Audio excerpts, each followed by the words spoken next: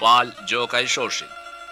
Pal Gjoka i Shoshit është një flamurtar i valvitur i qendresës kundër të dhjetës, Nizamit dhe Xhelepit në zonën e panështruar të Dugaxhinit. Me 26 maj të vitit 1872, vret Bylyk Bashin e vilajetit të Shkodrës, Sulejman Ag Hoden, me të gjithë truprojat e tij në fshatin Kir të Pultit.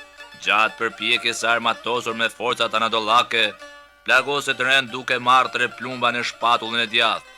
Por plumbat e armikut nuk e ndalin ariun e maleve alpine që çan rrethimin dhe stërhohet në karmen e Kirit, në një ujvare e cila ja humi gjurmët e gjakut dhe e shpëtoi nga ndjekësit që e ndiqnin këmba këmbës.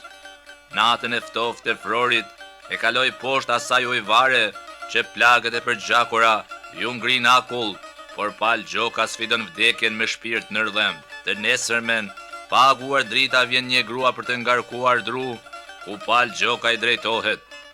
Në qovë se je gru burnesh, shko thuaj dajes tim në Kir, se jam plagosur me 3 plag të i vdek.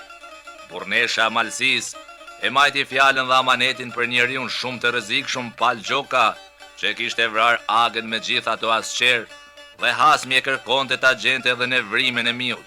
Daja erdhi shpejt pa frym, e futi nipin e vet legjendar në një kosh dushqesh, të cilin e maskoi me fier anash dhe e çoi në çatinë e kullës së vet.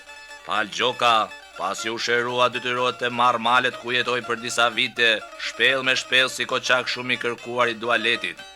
Ndërkohë, turqit për t'u hakmarrë për humbjen e Bylyk Bashit të tyre, internojnë në Tripoli 24 shosjan, prirësa Kemfisi, të cilët su kthyn më në vendin e vet. Ndërsa koçaku i pathyeshëm i rrethenjes son, luftari sy pa trembur i liris, armiku i rryer i prendoris, u vra pas shpinën e mërtur nga një mercenar, i paguar me pare ari. Mërturi e shpagoi me pushk vrasjen e pabes të këtij adhetari, vdekja të cilit hidheroi dhe shqipen në flamur.